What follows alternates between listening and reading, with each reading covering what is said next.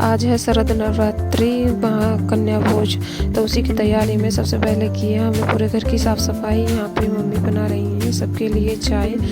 पूरे घर की साफ़ सफाई करने के बाद मैंने की है अपने कपड़ों पर प्रेस। फिर उसके बाद मैं नहाने के बाद मैंने मम्मी के साथ खाने बनाने में थोड़ी मदद की है और मेरी बहन बना रही है पूड़ी और मैंने सारी पूड़ियों को बेला है। फिर आ गई हैं सारी कन्याएं और छाया ने सारी कन्याओं का वेलकम किया है टीका लगा कर। फिर छाया ने सारी कन्याओं को अच्छे से बैठाने के बाद हमारा खाना तैयार हो गया था। फिर हमने सबसे पहले माता रानी का भोग लगाया। सबसे पहले भोग मम्मी पापा ने लगाया, फिर उसके बाद छाया ने लगाया, फिर उसके बाद मेरे भाई ने पूजा की। एक एक करके हम सभी ने पूजा की।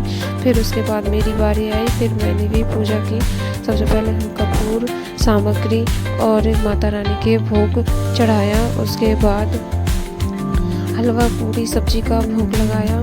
भोग लगाने के बाद मैं और मेरी बहन ने साथ में पूजा की। फिर उसके बाद पूजा करने के बाद हमने झांझी मैया को भोग लगाया।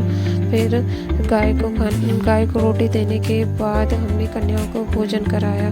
कन्याओं के भोजन कर हम सभी ने मिलकर कराया था। सबसे पहले हमने उनको आलू की सब्ज़ी बनाई थी भोग में, और सूजी का हलवा बनाया था और पूड़ियाँ बनाई थी, चने बनाए थे और माता रानी का यही भोग होता है। और फिर हमने एक एक करके मैंने और छाया ने सभी कन्याओं को बहुत अच्छे से भोजन कराया। सभी कन्याओं ने बहुत अच्छे से भोजन किया।